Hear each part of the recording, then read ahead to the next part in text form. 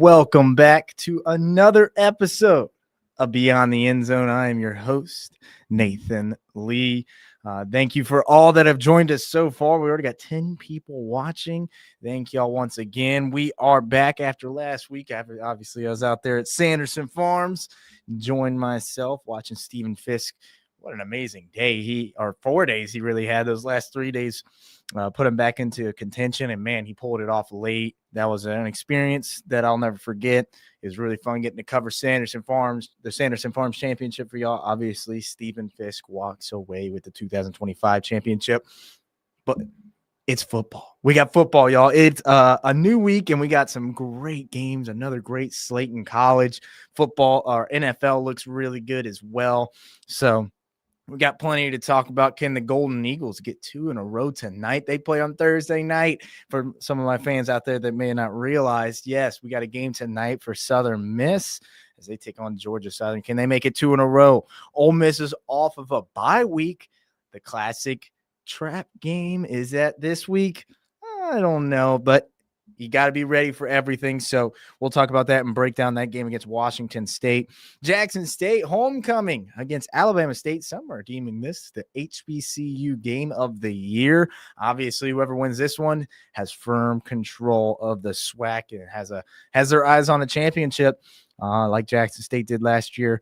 Big game this week. We'll be out there all weekend to give y'all some great coverage on that massive game over there at Veterans Memorial Stadium.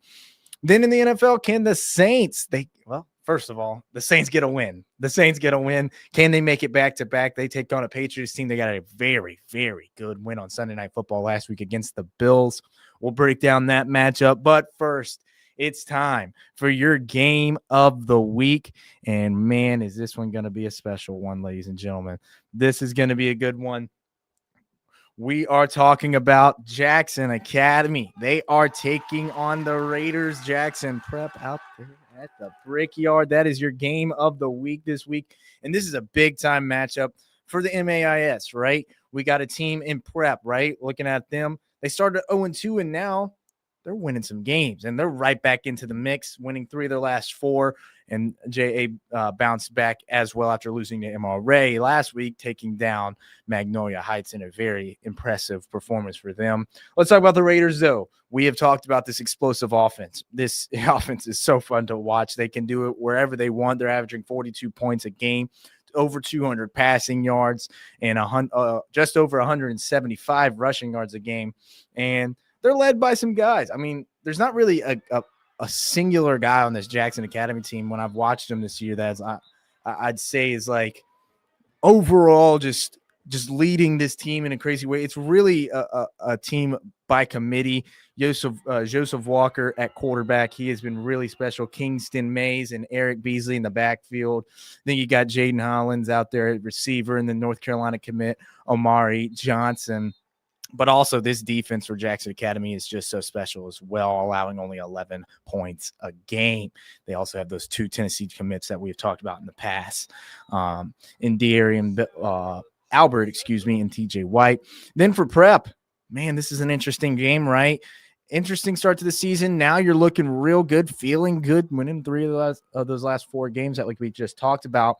They're led by Luke their quarterback, Luke Irsay, and along with running backs Wade Smith and Thomas Oswalt. Josh Parker's on the outside. They're averaging 32 points, or almost pretty much 33 points a game, 167 rushing yards and 176 through the air. Very interesting matchup. Can't wait to see how this one plays out for all of us. We'll be out there, obviously, 5 and 6 tomorrow to give y'all some more breakdowns on this game and how special it really will be. But that's not the only game. We got a big slate. This is actually our biggest slate for your Endzone show on Friday. Tune into that. You do not want to miss out. What a game that is going to be. But like I said, Endzone show at 10 p.m.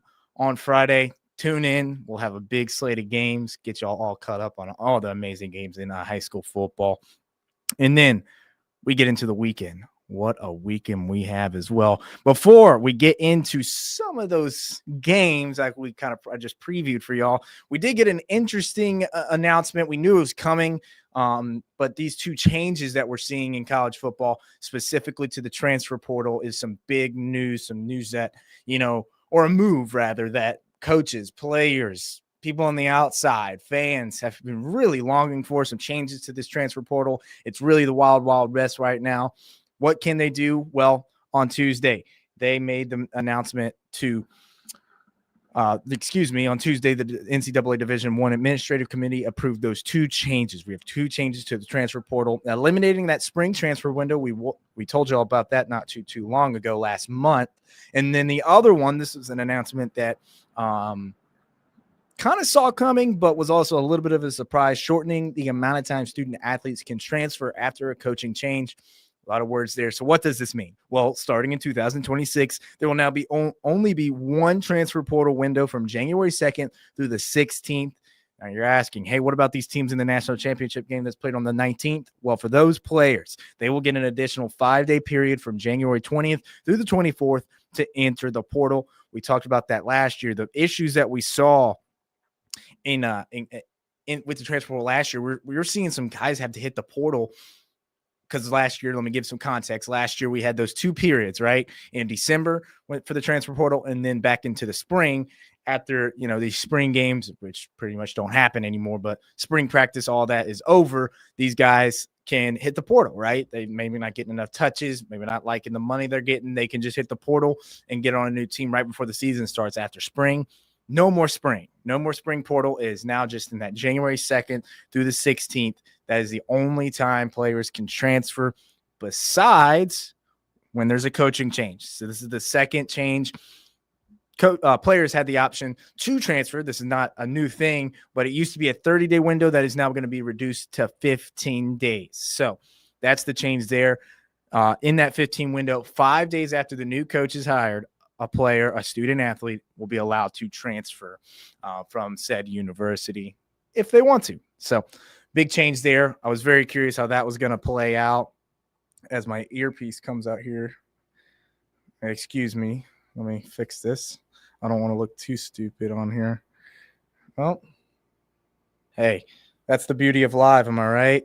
So yeah, that's the big change there. Kind of want to hit that, let y'all know about this. I know we've been, what are we going to do with this transfer portal? It's just it's a mess right now. This is some of those changes that we're seeing. This is not the end. Obviously, we've heard from Nick Saban, other coaches talk about how it's free agency, with no limits, no contracts, no commitments. You can leave whenever you want. There's no restrictions anymore. If you transfer, you got to wait a year. So it's just, there's so many things, all these players moving around. This is an example of the NCAA making a move to try and fix this a little bit. But like I said, this is only the beginning. All right, let's get to the guys on the field, though. This is really what we want to talk about. Obviously, we got to start with Jackson State. Now, this game right here, their homecoming game against Alabama State. Some are saying the HBCU game of the year. Like I said in the preview, this is going to be a fun matchup, ladies and gentlemen. Very interesting game, right? Talking about Jackson State, they're coming off of their best offensive performance last week against Alabama A&M, They scored 57 points, and they had over 700 total yards. Jacoby Morgan also took over in that game, and we're starting to see him, find his footing. Not to say that he was playing bad earlier in this year, but he did have that little injury that kept him out of the Tuskegee game. Now he comes out and has a dominant performance, throwing for over 300 yards and also rushing for over 100 yards. Very, very good performance from him.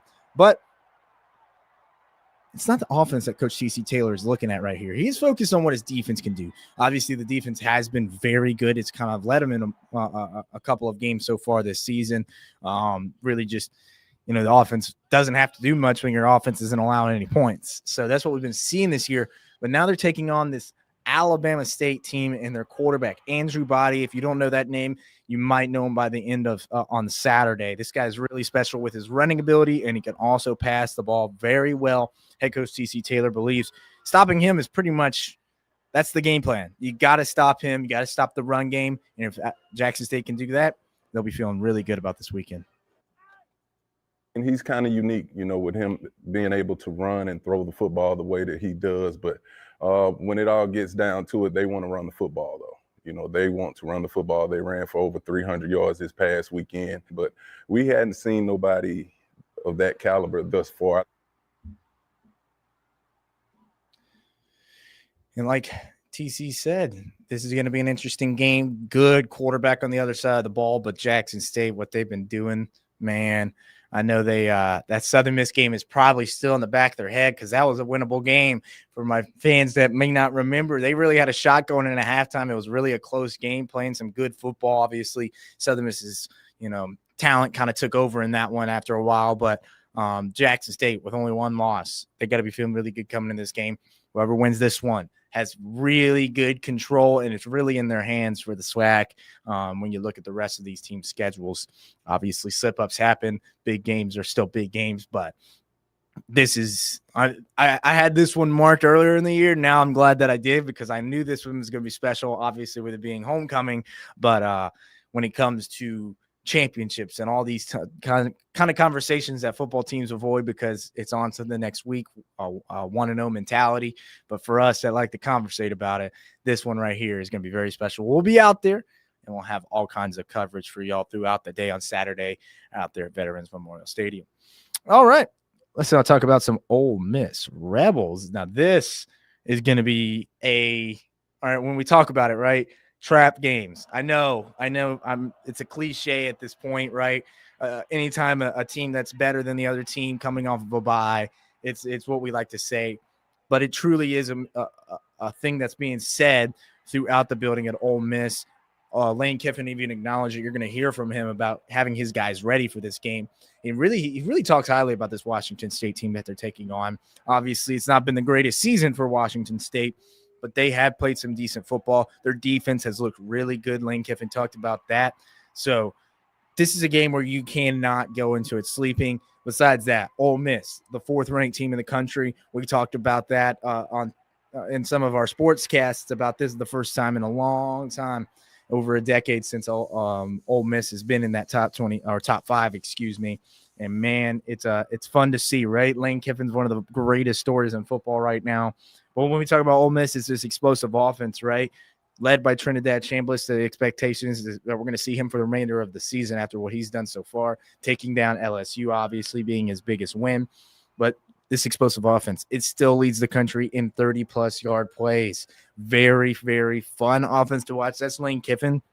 We know what Lane Kiffin brings when it comes to offense, but man, what they can do through the air and running the ball now, obviously not now. Quan Lacey has been incredible, but when you were able to run the ball with Trinidad as well, on top of Quan Lacey with his incredible start to the season, man, it's a lethal combo back there. And that's not all. Obviously the receiving core might be one of the best in the country when they play and at their full potential, right? Love this game. Their defense, obviously, everyone was talking about that before the Ole Miss or the LSU game for Ole Miss. Can this defense stop them? Can this defense stop them? LSU's offense is another entire conversation, but they made the plays when they needed to make the plays on defense and their run defense. I know everyone's pointing at LSU's offense just not being able to run the ball even if they wanted to because they didn't even commit to it in that game. But when you watch that game against LSU, 3-man fronts to stop the run, is that LSU scheme or is that Ole Miss showing, hey, we can stop the run with 3 guys? Very interesting conversations. That should never happen, though. An SEC team should not be able to run the football on a 3-man front. We saw that a lot in the LSU Ole Miss game. I was really shocked by it. I got to be honest. That one really caught me off guard. Just when you watch back the film and you're just like, they were going to let you. They were going to let you do it. And LSU didn't commit. And Ole Miss, when they did, they said, no, we're not allowing it. I'm very interested to see how Ole Miss comes out in this game. Big favorites in this game. But I love the mentality of this team and how they're treating every single game like they need to. And Lane Kiffin really preaching and telling his guys, hey, hammering it home. This is just another game at home. We cannot go into this sleepwalking. This is what head coach Lane Kiffin had to say about the game ahead and, staying locked in for it. And you see in college football, You got to come play every week. You see it all around the country. Saturday watching games. So really challenge our guys not to listen to the noise out there about where there are rankings, any of that stuff, because none of that means anything until the final one. And so that guys are really good today. We're going to continue to push them all week.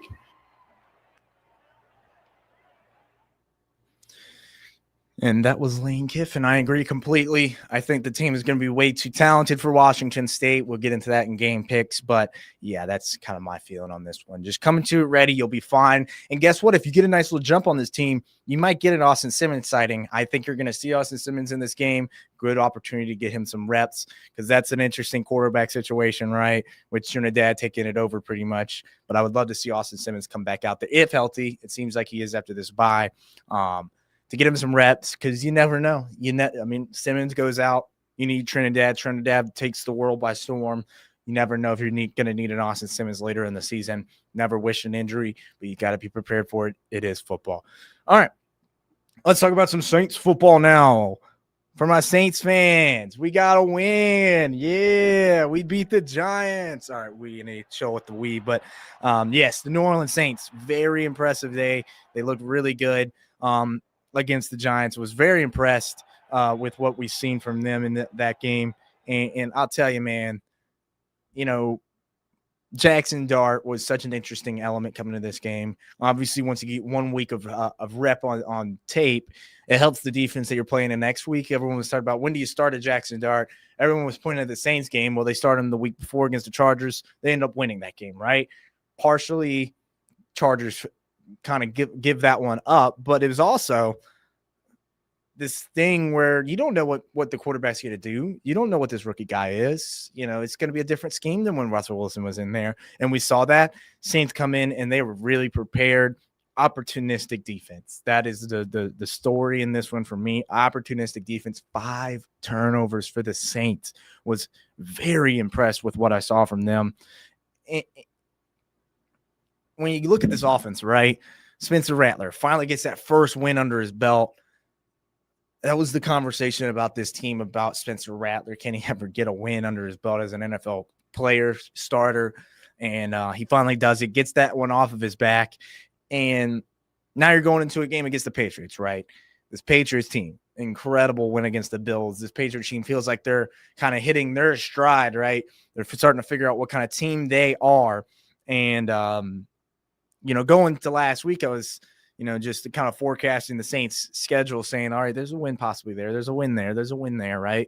After you get that win against the Giants. This was the game that you looked at and you said you get the win until the Patriots do what they did. And that also just proves, hey, this is the NFL. You never know who's going to win. We saw some crazy games this weekend where teams, the Titans, who would have saw that coming against the Cardinals, especially with how that game was playing out in the fourth. But this game, very interesting, but the Saints are not a perfect team. What can they do to get better? One of the biggest things that I wanted to see, and I imagine a lot of fans want to see, and the team itself, is their red zone opportunities and missed opportunities overall. We saw that in the Bills game, a lot of missed opportunities, especially in the red zone. This is what head coach Kellen Moore and Spencer Rattler had to say, about getting better in these areas.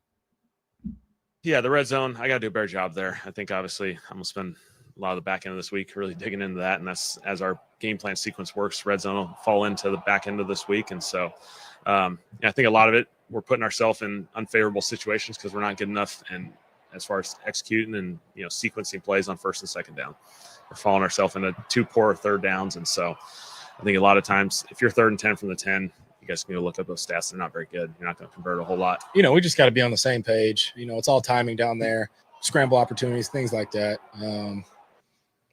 We just got to make it happen. I wouldn't say it's, too hard to score down there. We just got to be better. Got to execute better. If that's running it, throwing it, just all around as a group, we got to execute better down there. Can't have penalties as well down there. So it's a whole group thing for sure. And I agree completely. Can they do it against this Patriots team that's playing some really good defense? Marcus Jones on the at the cornerback position, even though Christian Gonzalez is the number 1 corner. He just blankets your number 1 receiver, takes him out of the game. He's one of those kinds of guys. Marcus Jones is the guy that's been getting a lot of interception opportunities. He's returning punts. Heck, we might see him on the offense at some point. So Very interesting game. I'll give y'all a pick in just a second. But first, we got to get into these college games. We're running out of time here, but we got to talk about it, ladies and gentlemen. This is an incredible slate of games. Let's get right into it. Our game picks for Beyond the End Zone this week. We get started with Ole Miss, 31.5-point favorites. They are big favorites in this one, rightfully so. Ole Miss coming into it, I actually missed their ranking there. They're the 4th ranked team in the country, as we have said. Ole Miss, can they cover that? I think it's going to be one of those kinds of games for Ole Miss. Talk about a trap game. It's a fun little conversation bit, but I don't see it one bit. Ole Miss comes out hot, comes out swinging. The defense continues to play some good ball as well and finding their stride. Give me Ole Miss to cover and the win. Jackson State homecoming game. Alabama State, very big HBCU battle, especially in the SWAC as well. Can they get the big win? I believe so. Home field advantage is going to be a big factor in this game. A 2:30 kickoff for all my fans out there. Get out to Veteran Memorial Stadium. I might see y'all out there on the field. I think Jackson State gets it done. Offense has been humming. Defense has, won them a couple of games. I think we're going to see both sides of the ball as well as special teams make enough plays in this one. I think it's going to be a good game, though. Very good game. Jackson State at the end is going to pull away. I could see about a 10-point win in this one. Alabama, Missouri, very interesting matchup in this one as well. Missouri kind of going under the radar, don't have a big win yet. Have one of the favorites for Heisman at running back. Can Alabama stop the run in this one and get another big win under their belt? Beating a Georgia, beating a Vandy, and then beating a Missouri. 3 straight ranked teams. Very good teams in the SEC. Can they do it? There's a part of me that wants to say Missouri gets this done, but I haven't seen enough from Missouri when it comes to elite competition. At Missouri is a big factor in this. Bama is favored. Ooh, this one's tough. Give me Bama. Give me Bama. Oh, man, I don't know about that one. I don't know if I like that one. All right, let's keep this thing rolling. 2, game day. It's game day. Oregon versus Indiana. Oregon is a 7.5-point favorite. Can they get the win? I say Indiana gets the upset here. This is a different Indiana team than last year. Indiana pulls it off, covers, and wins. My bad. Ohio State, Illinois. I'm jumping around over here. Ohio State, Illinois, give me Ohio State. Not completely sold on this team, but I'm sold on the defense. Give me Ohio State in this one. Red River rivalry, Oklahoma, Texas. Texas is favored. Does John Mateer play? If he plays, Oklahoma wins by a lot. If he doesn't play, Oklahoma still wins. Very close game. Oklahoma's defense is going to be the reason they win that game. All right. Southern Miss, Georgia Southern tonight. Southern Miss is 2.5-point favorites. Can they get a big-time conference win? Give me Southern Miss in this one. They're going to pull it off and keep their winning ways going. Really liking what I'm seeing from this team on offense. Defense is also playing some good ball as well. Thursday night football tonight. Eagles, Giants. Eagles coming off of their first loss of the season against the Broncos. Can they get a win against the Giants in Jackson Dart? I don't mind a cover here from the Giants just because it's a division game, but the Eagles are going to bounce back. 7.5. That's a lot, in my opinion, for a division game, but give me the Eagles for the win. And lastly, your New Orleans Saints take on the Patriots. The Patriots are favored with the Saints at home. The Patriots, obviously, massive win last week. We talked about it against the Bills. Can the Saints make it 2 in a row? There's a shot here. I don't know if they pull it off, though. Saying the Saints win because that's my team. All right, ladies and gentlemen, that is all for Beyond the End Zone. Stay tuned right here. WLBT at 4 o'clock just started. Thank y'all so much for enjoying another episode of Beyond the End Zone. I am Nathan Lee. We'll see y'all here next week. Thank y'all.